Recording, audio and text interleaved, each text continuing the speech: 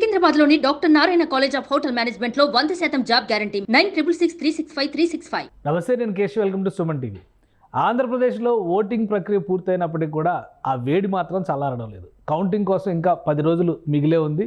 కానీ అధికార విపక్షాల మధ్య పోటాపోటీ వాతావరణం, గెలుపు తమదంటే తమదే అనేటువంటి వాదనలు రోజు రోజుకి పెరుగుతున్నాయి. అయితే ఆంధ్రప్రదేశ్ ఓటరు నాడి ఎటువైపు ఉంది? కూటమి కట్టినటువంటి విపక్ష నేతలతో కలిసి ముందుకు సాగుతుందా, లేదా అధికార పార్టీ చేసినటువంటి వెల్ఫేర్ స్కీమ్స్ ఆకర్షించేటువంటి పరిస్థితి ఉందా? ముఖ్యంగా కాపులు, బీసీలు ఎటువైపు నిలబడబోతున్నారు? కూటమి కట్టిన తర్వాత పవన్ కళ్యాణ్ వెంటే వీరంతా నడుస్తారనేటువంటి ప్రచారంలో వాస్తవం ఎంత? ఈ అంశాలపైన విశ్లేషణ చూద్దాం. మనతో పాటు కాపు సంఘాల జేఏసీ నాయకులు ఆరేటి ప్రకాష్ గారు ఉన్నారు. ప్రకాష్ గారు నమస్కారం. నమస్కారం. ఈ ఎలక్షన్స్ అనేది చాలా క్రూషియల్ అనేది మొదటి నుంచి జరుగుతున్నటువంటి చర్చ. ఎలక్షన్ ప్రక్రియ పూర్తి అయిపోయింది, ఓటింగ్ అయిపోయింది, అంతా అయిపోయినా కానీ రోజుకు ఒక డెవలప్మెంట్, రోజుకు ఒక హింసాత్మక ఘటన ఏదో ఒకటి జరుగుతుంది, చర్చల్లోకి వస్తుంది. అంత ప్రయారిటీ ఉన్నటువంటి ఎలక్షన్స్లో కాపులు, బీసీల రోల్ ఎలా ఉంది? మీకున్నటువంటి గ్రౌండ్ రియాలిటీ, గ్రౌండ్ ఫీడ్బ్యాక్ ఏంటి? సో ఎలక్షన్ అనేది ఇప్పుడు ఇది చాలా క్రియాశీలకమైన ఎలక్షన్, చాలా ముఖ్యమైనది కాదు. ప్రతి ఎలక్షన్ ఎప్పుడు కూడా క్రియాశీలమే, ప్రతి ఎలక్షన్ కూడా ముఖ్యం. ఎందుకంటే ప్రతి 5 సంవత్సరాలకు వచ్చే ప్రభుత్వాల మీద ప్రజలకు చాలా ఆశలు, చాలా ఎక్స్పెక్టేషన్స్ ఉంటాయి సహజంగానే. సో ప్రతి ఎలక్షన్ అలాగ ఉంటుంది. అంటే ప్రతి ఎలక్షన్ కూడా ఓటర్ ఎప్పుడు కూడా డిసైడ్ అయి ఉంటాడు. ఇప్పుడు ఈ గందరగోళం ఉందా నాయకుల్లోనూ పార్టీల్లోనూ ఉంటుంది. సో ఇప్పుడు ఇప్పుడున్న పరిస్థితులు ఏంటంటే డెఫినెట్గా ఆంధ్రప్రదేశ్లో కూటమి ఏదైతే ఉందో కూటమి పెద్ద మెజార్టీతో గెలిచే అవకాశాలు స్పష్టంగా కనిపిస్తున్నాయి. ఓకే. దానికి ప్రధాన కారణం ఏంటంటే కేవలం కాపు సామాజిక వర్గమే కాదు, కులాల వారిగా చూస్తే అన్ని కులాలకు కూడా ఈ ప్రభుత్వం వల్ల నష్టం జరిగిందని అన్ని కులాలు ఫీల్ అవుతున్నాయి. ఏదైతే బీసీలు ఉన్నారో, ఎస్సీలు ఉన్నారో, ఎస్టీలు ఉన్నారో, మైనార్టీస్ కూడా మాకు సరైన న్యాయం ప్రభుత్వం వల్ల జరగలేదనే ఫీలింగ్ ప్రతి ఒక్కళ్ళు ఉంది. ఎలాగంటే కాపులకు సంబంధించి మాకున్న కానీ ఒకటి అంటే ఇప్పుడు చాలామంది చెప్తున్నటువంటి విశ్లేషణ కానీ, సర్వేల నుంచి వస్తున్నటువంటి నివేదికలు కానీ, ఎవరు గెలిచినా కానీ జస్ట్ గట్టెక్కేటువంటి పరిస్థితి. ఒక 100 సీట్లు వస్తాయి, కూటమికైనా 100, 110 లోపే వస్తాయి. ఒకవేళ వైసీపీ అధికారంలోకి వచ్చినా కానీ 100, 110 అనేటువంటి చర్చ నడుస్తుంది. మీరు 1 సైడ్ వస్తుంది అంటున్నారు. ఎలా పాసిబిలిటీస్ ఉన్నాయా? అసలు ఒకరికి 90, ఒకరికి 85, వాళ్ళకి 100, వాళ్ళకి 75 వచ్చి సమస్య అసలు లేనే లేదు. ఓకే. ఏ పార్టీకి వచ్చినా స్లైడింగ్ విక్టరీ ఉంటుంది. ఓకే. అది కూటమి వైపు ఉంటుంది. ఎందుకు ఉంటుందంటే మీకు ఫండమెంటల్ రూల్స్ నేను చెప్తాను. ఎప్పుడు కూడా ఎలక్షన్ అనేది అధికార పార్టీతోటి ఇతర పార్టీలకి ఎలక్షన్ జరుగుద్ది ప్రతిసారి కూడా. వైసీపీ అధికారంలో ఉంది, వైసీపీ వ్యతిరేకంగా ఉన్న పార్టీలన్నీ కలిసి పనిచేస్తే అధికార పార్టీ ఓటుకు కన్నా ఆపోజిషన్ ఓటు ఎక్కువ ఉండొచ్చు.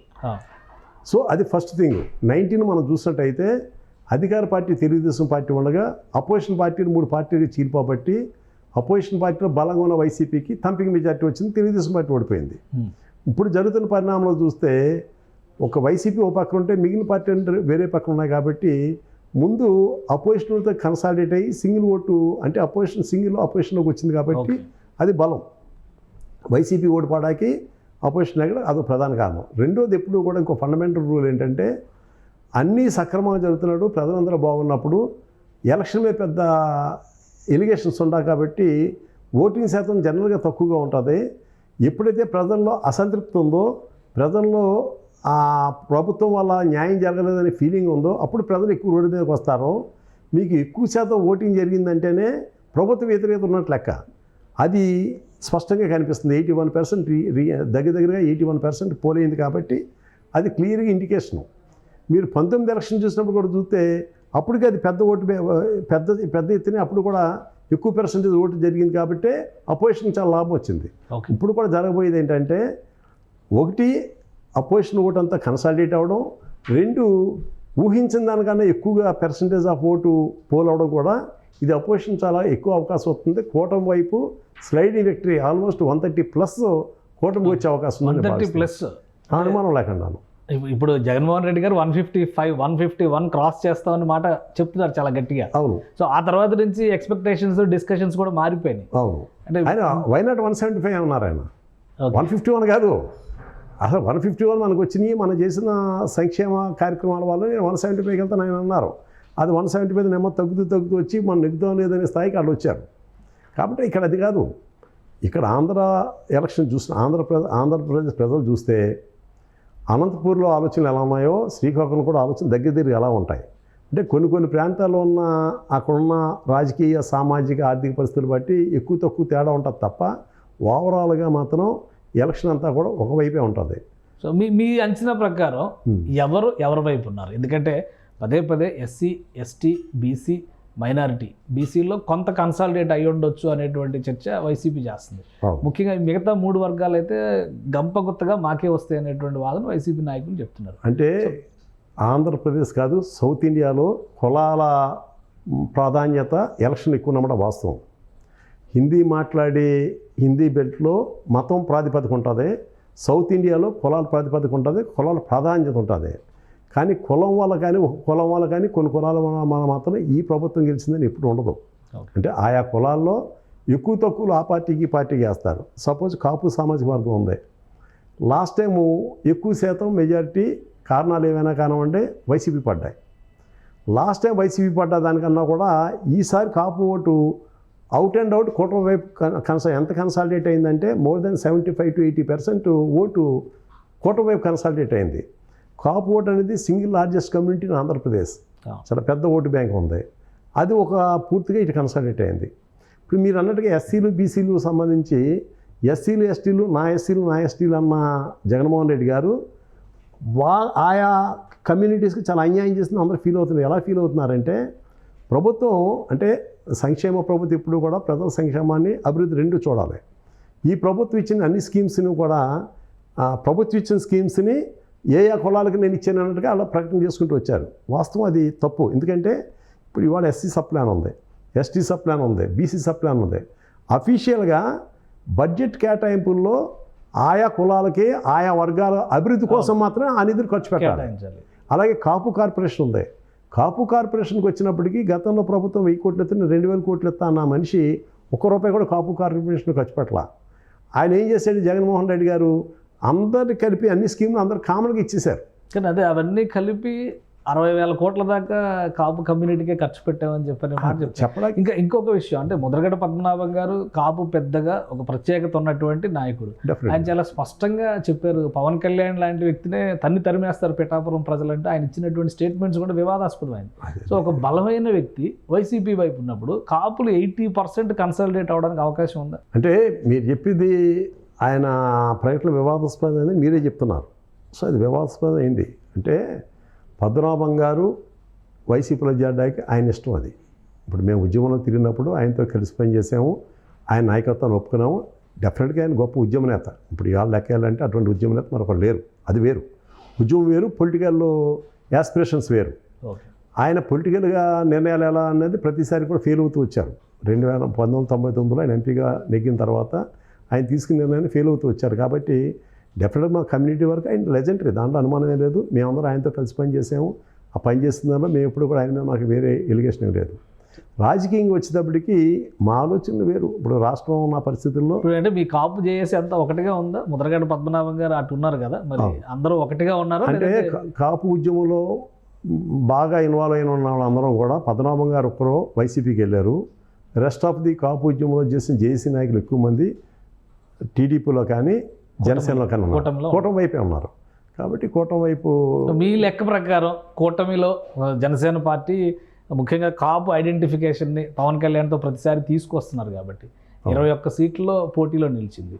సో మీ లెక్క ప్రకారం ఎన్ని సీట్లు గెలవచ్చు? అసలు పబ్లిక్ రియాక్షన్ ఎలా ఉంది? అంటే డెఫినెట్గా కూటమికి గ్యారంటీగా 75 to 80% సీట్లు వస్తాయి కూటమికి. ఓకే, దాంట్లో బీజేపీ కానివ్వండి, జనసేన కానివ్వండి, టీడీపీ కానివ్వండి 75-80% కూటమి సీట్ వచ్చినప్పుడు న్యాచురల్గా జనసేన కూడా మెజారిటీ సీట్లు గెలిచే అవకాశం ఉంది. 20 సీట్లలో గ్యారంటీగా 15-16 సీట్లు దాటి వస్తుంది. ఎన్నని చెప్పలేం.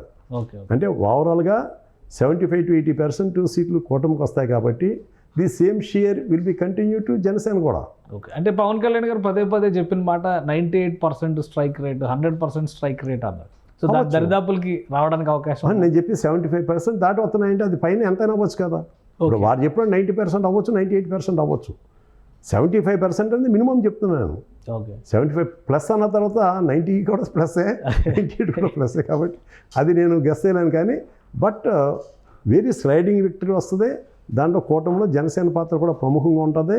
ముఖ్యంగా కూటమి ఏర్పాటులో కానీ కూటమి అనంతరం అంటే రేపు రిజల్ట్స్ అనంతరం కూడా చంద్రబాబు నాయుడు గారు కూడా పవన్ కళ్యాణ్ గారికి సముచిత స్థానం ఇస్తారు. అత్యంత గౌరవప్రదంగానే ఆయన రాజకీయ జీవితం. ఏంటి మీ ఎక్స్పెక్టేషన్ ఏంటి? పవన్ కళ్యాణ్ గారికి సముచిత స్థానం అంటే కాపు నాయకులు కానీ కాపులు కానీ ఏం ఎక్స్పెక్ట్ చేస్తారు? అంటే కాపు నాయకులు మెయిన్ అంటే నేను టీడీపీ వైపు పనిచేశాను. మొన్న కూటమి వైపు ఉన్నా నేను టీడీపీ వైపు ఉన్నాను. నా దృష్టిలో ఇప్పుడున్న పరిస్థితుల్లో చంద్రబాబు నాయుడు గారు అయితే మంచి విజనరీ, రిఫార్మిస్టు, మంచి అడ్మినిస్ట్రేటర్. కాబట్టి ఆయన నాయకత్వం ఇమ్మీడియట్గా అవసరం అనుకున్నాను. నేను అనుకోవడం కాదు, అదే మాట పవన్ కళ్యాణ్ గారు అన్నారు. ఓకే ఇప్పుడు ఆయన అనుభవం కానీ లేకపోతే ఆయనలో ఉన్న అడ్మినిస్ట్రేటివ్ క్యాపబిలిటీస్ ఇవాళ రాష్ట్రానికి అవసరం అన్నారు. అలాగే ఆయన ప్రత్యక్షంగానే నేను సీఎం రేసు లేనని చెప్పారు. అయితే ఆయన అభిమానులు కానీ ఆ పార్టీలో పనిచేస్తున్న వివిధ కులాల వివిధ ప్రాంతాల వాళ్ళు కూడా ఆయన సీఎం అయితే బాగుంటారు అనుకోవడం సహజం. అది కానీ ఉన్న పరిస్థితుల్లో ఎవరు బాగుంటారంటే ఒకటే సీఎం ఉంటారు, ఇద్దరు సీఎంలు ఉంటారు. కాబట్టి గ్యారంటీగా అది చంద్రబాబు గారని ఆయన చెప్పారు కాబట్టి అదే జరుగుద్ది న్యాచురల్గా. అంటే ఇంక రెండో పక్షం వచ్చేటప్పటికి ఆయన ఏ కెపాసిటీలో పనిచేయాలనుకున్నా అనేది అది ఆయన స్వచ్ఛతగా తీసుకున్న నిర్ణయం. అది ఎవరో పార్టీ వాళ్ళు ఇన్ఫ్లుయెన్స్ చేయలేరు, బయట వాళ్ళు ఇన్ఫ్లుయెన్స్ చేయలేరు. ఆయన ఎటువంటిది ఉన్నా కూడా చంద్రబాబు నాయుడు గారు ఇద్దరు కూడా వెరీ ఎమికబుల్గా ఉన్నారు. ఇప్పుడు రిలేషన్స్ లెక్కేస్తే they are very cordial relations అని ఎమికబుల్ రిలేషన్స్ ఉన్నాయి. కాబట్టి అక్కడేమి చిన్న ఇబ్బంది కూడా వస్తుందని అనుకోను. రైట్. ఇంకొకటి కూటమి విషయంలో బీజేపీ వలన ఓటు చీలిక జరిగింది. బీజేపీ నాయకత్వం కూటమితో ముఖ్యంగా జనసేన టీడీపీ మధ్య సమన్వయం ఉన్నాయి. కానీ బీజేపీ నాయకత్వంలో ఉన్నటువంటి లోపాల వలన ఆ సీట్ల మేరకు అక్కడ ఓటు బ్యాంక్ గండిపడేటువంటి అవకాశం ఉంది. ఇవన్నీ కూడా వైసీపీకి కలిసి వచ్చేటువంటి మాట అని వైసీపీ నేతలు చెప్పారు. అంటే అసలు అటువంటి క్వశ్చన్ అరైజ్ కాలేదు. మీరు అన్న పాయింట్ కరెక్ట్. ఎలాగంటే కూటమి ఏర్పాటులో చాలా ముందుగానే చంద్రబాబు నాయుడు గారు పవన్ కళ్యాణ్ గారు అవగాహనకు వచ్చారు. బీజేపీ తోటి నడుస్తున్నప్పుడు అక్కడ బీజేపీ తోటి ఉన్న ఈ సంబంధ బాంధవ్యాల్లో రిజల్ట్స్ నాకు కరెక్ట్గా తెలియదు. కానీ పవన్ కళ్యాణ్ గారి ఇంటర్ఫీరియన్స్ తోటి మాత్రం కూటమి ఏర్పాటైందని అందరూ భావించే స్థితి వచ్చింది.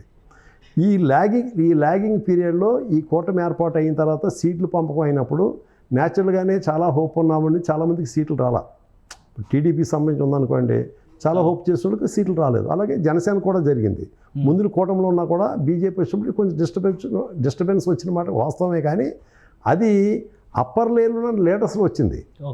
కింద స్థాయిలో ఓటర్స్ కానీ కింద కేడర్లో కానీ ఎక్కడ కూడా పొరపచ్చాలు లేవు. ఇవాళ నేను చెప్తున్నాను, పవన్ కళ్యాణ్ అయినా ఒక కులానికి సంబంధించిన వ్యక్తి కాదు. ఆయన పొలిటికల్ పార్టీ పెట్టినారు. అన్ని కులాల వాళ్ళు ఆయన సపోర్ట్ చేస్తున్నారు. ఇవాళ ఆయన అభిమానించే వాళ్ళు కానీ ఆయన అనుసరించే వాళ్ళు కానీ ఇర్రెస్పెక్ట్ ఆఫ్ క్యాస్ట్ పూర్తిగా ఆయన మాట కట్టుబడి ఉన్నారు. కాబట్టి పై లేయర్లో సీట్లు రానివాళ్ళు లేకపోతే చిన్న యాటిట్యూడ్ ఉన్నవాళ్ళు ఆధిపత్యం ఫీల్ అయ్యేవాళ్ళు అన్ని పార్టీల్లో నాయకులు చిన్న ఇబ్బందులు ఉంటుంది తప్ప ఓటర్లు ఎక్కడ కూడా దేర్ ఇస్ నో అసలు ఎటువంటి ఆశ్లేషణ లేదు, ఎటువంటి సందిగ్ధం లేదు. రైట్. ఓవరాల్గా రాష్ట్రంలో ఎన్నికలు జరిగినటువంటి విధానం, ఎందుకంటే పోలింగ్ అయిపోయిన తర్వాత ఎక్కువ హింస జరుగుతుంది అనేటువంటి విమర్శలు రావడం, ఇప్పుడు 2 రోజులుగా పిన్నెల్లి రామకృష్ణారెడ్డి మాచర్ల ఘటనలు ఇవన్నీ చూస్తున్నాం.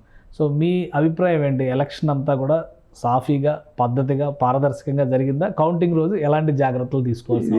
దురదృష్టం సహజంగా ఏంటంటే ఎన్నికల ముందో లేకపోతే ఎన్నికలు జరుగుతుండగానో హింస జరగడం సబబు ఇది చెప్తుంది. అంటే ఇప్పుడు జరుగుతున్న పరిణామాలు చూస్తే వాళ్ళు they are losing their power అని చెప్పేసి చెప్పగానే చెప్తున్నారు. ఇప్పుడు మీరు పెద్ద మెజారిటీతో వై నాట్ 175 నువ్వు ఎలక్షన్కి వెళ్ళినప్పుడు నిజంగా అదే నమ్మకం నీకుంటే, నువ్వు గెలుస్తానే నమ్మకం నీకుంటే డిస్టర్బెన్స్ వల్ల ఎవరికి నష్టం జరుగుద్ది? ఎవరు గెలిస్తే ఎవరికి నష్టం జరుగుద్ది?